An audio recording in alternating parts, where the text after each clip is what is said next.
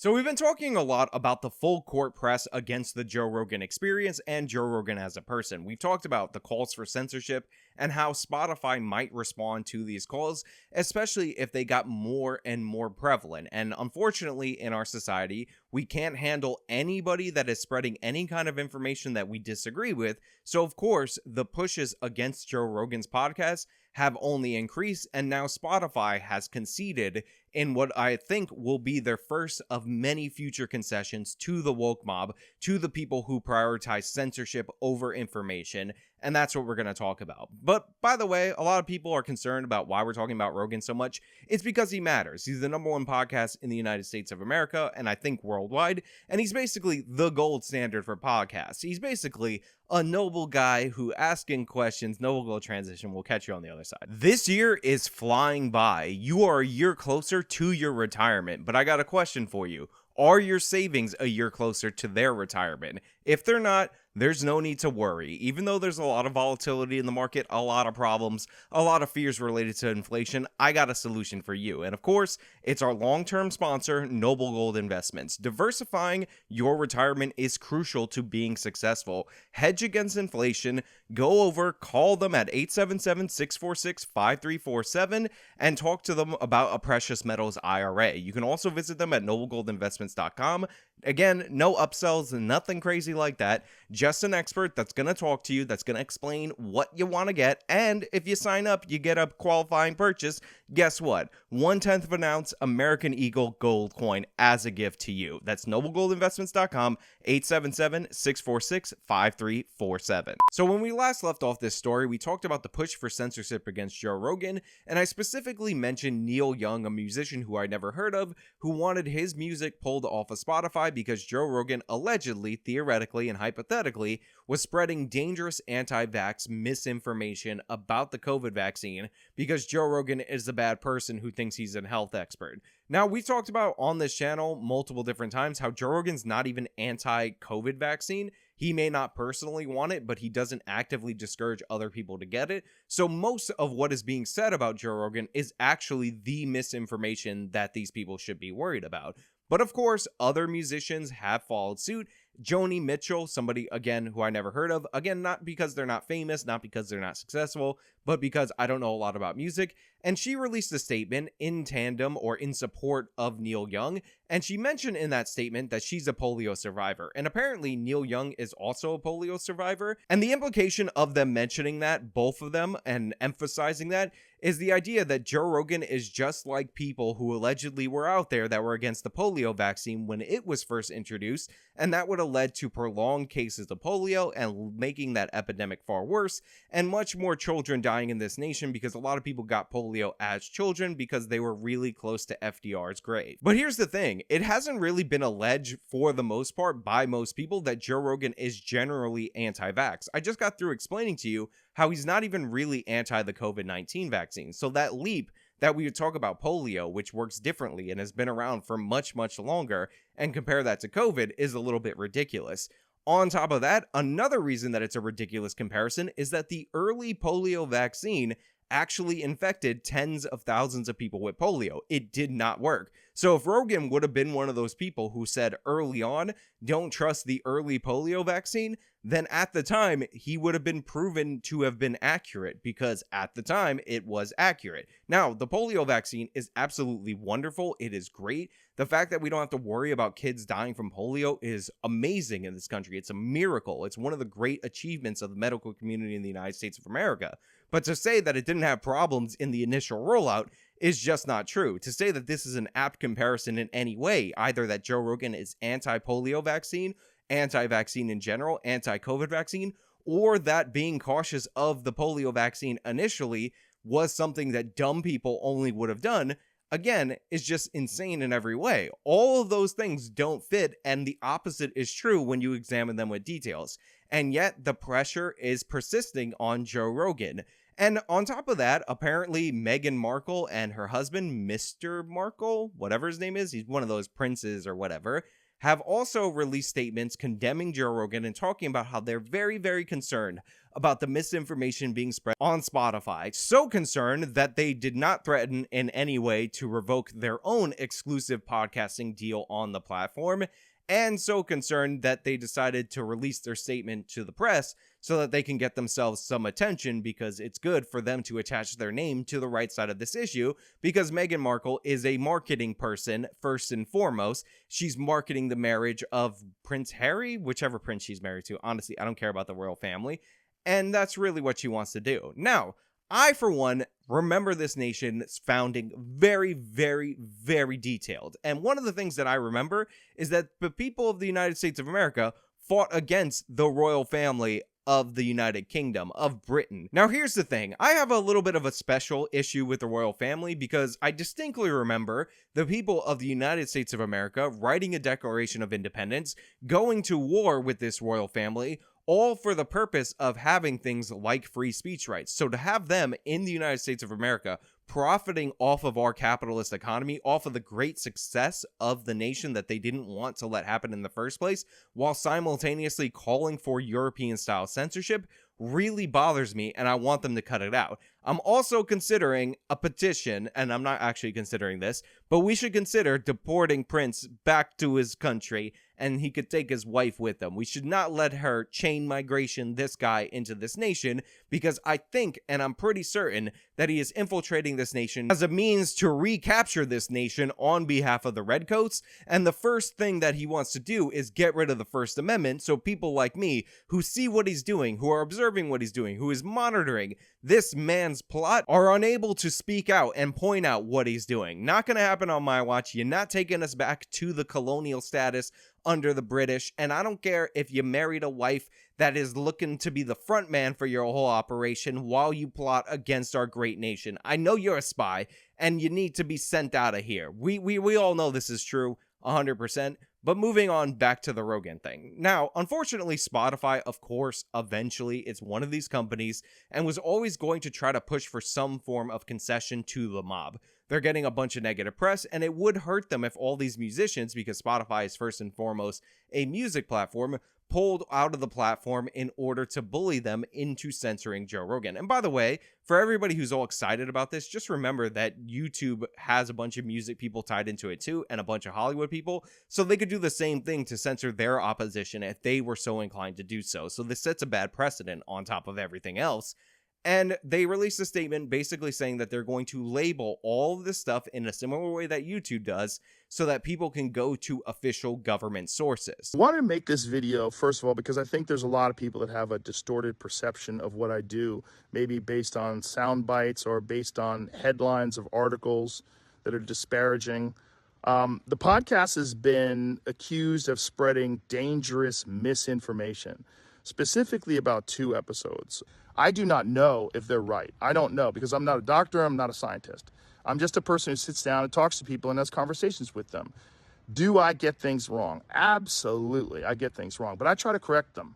Whenever I get something wrong, I try to correct it, because I'm interested in telling the truth. I'm interested in finding out what the truth is. And I'm interested in having interesting conversations with people that have differing opinions. And Rogan, for his part in this, actually released a video talking about how he feels bad for the people over at Spotify, and he's in favor of them doing this labeling, and he's actually going to work in the future to having more people that are considered less controversial after he has people that are controversial on this specific issue. No hard feelings towards Neil Young, and definitely no hard feelings towards Joni Mitchell.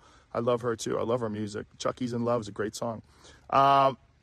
I don't know what else I can do differently, other than maybe try harder to get people with differing opinions on right afterwards. I do think that that's important, and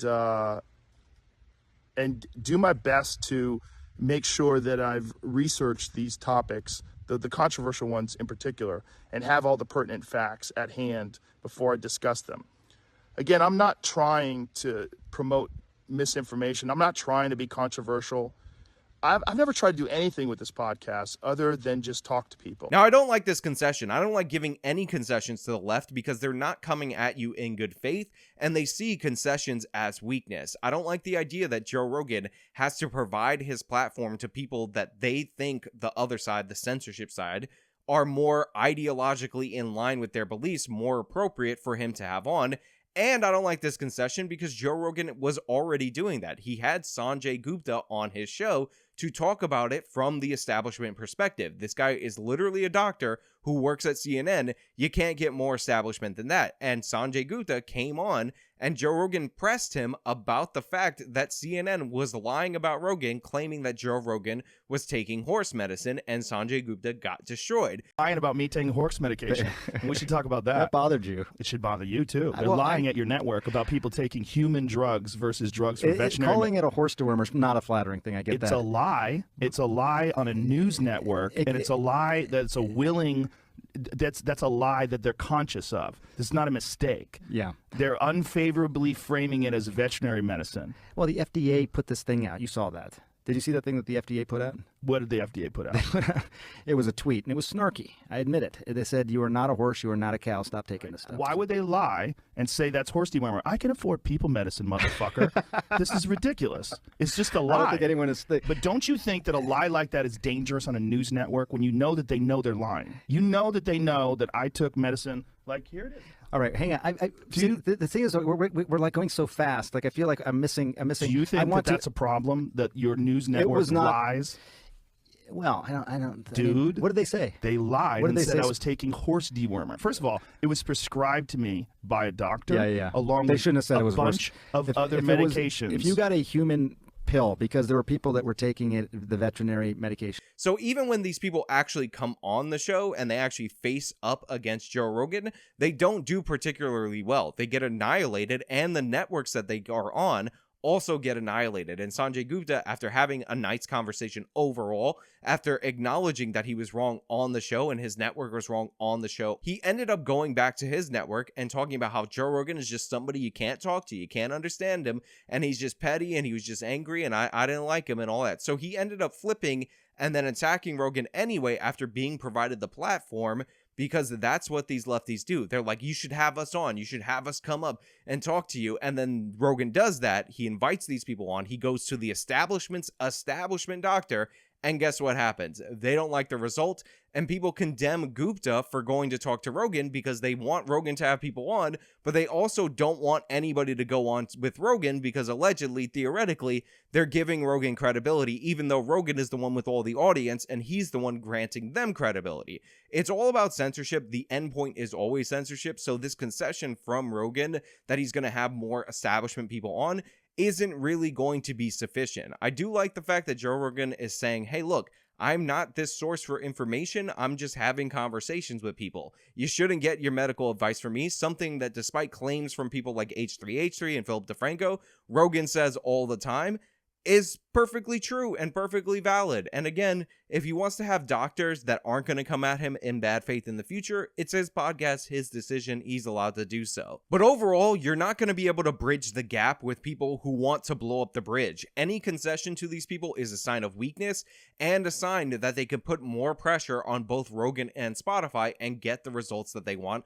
until ultimately they get him off the platform. They are targeting you for elimination, Joe. You should not be conceding any points to them. You just do your podcast how you want to do it, and you have to say over and over and over again in all these different interviews, so that way they can't misquote you, even though they're going to do it anyway, that you're not anti-vaccine and you have not advised people not to get the vaccine.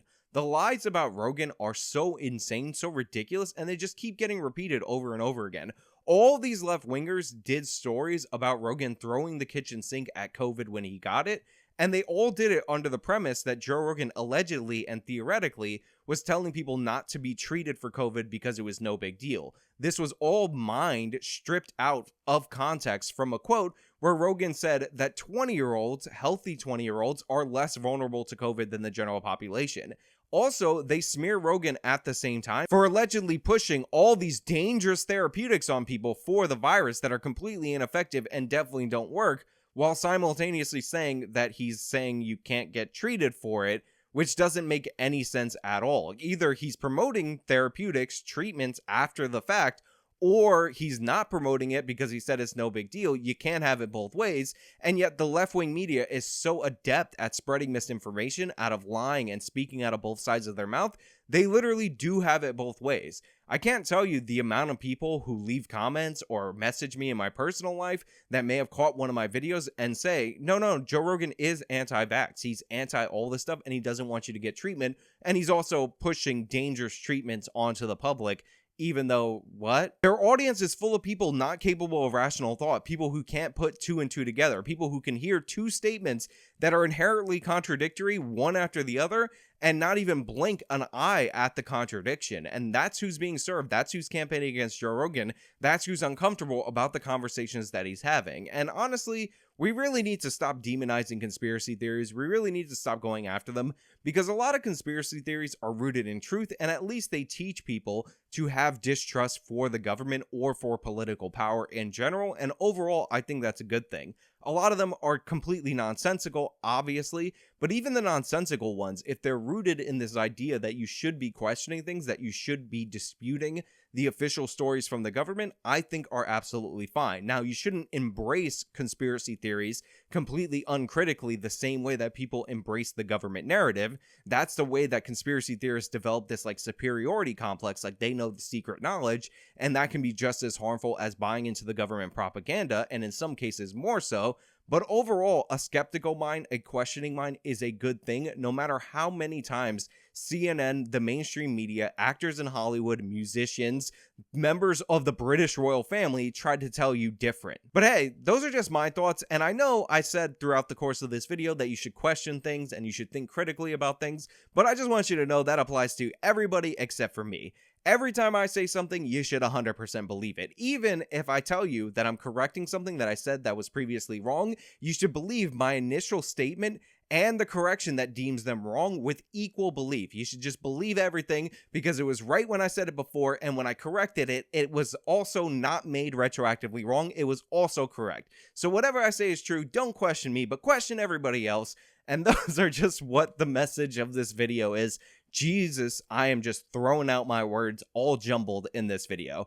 As usual, if you like the video, you can show me by leaving a like. You can subscribe for more content. You can follow me on all my social medias, a link in the description. This has been me talking about Joe Rogan, Spotify, musicians, and Meghan Markle. Till next time.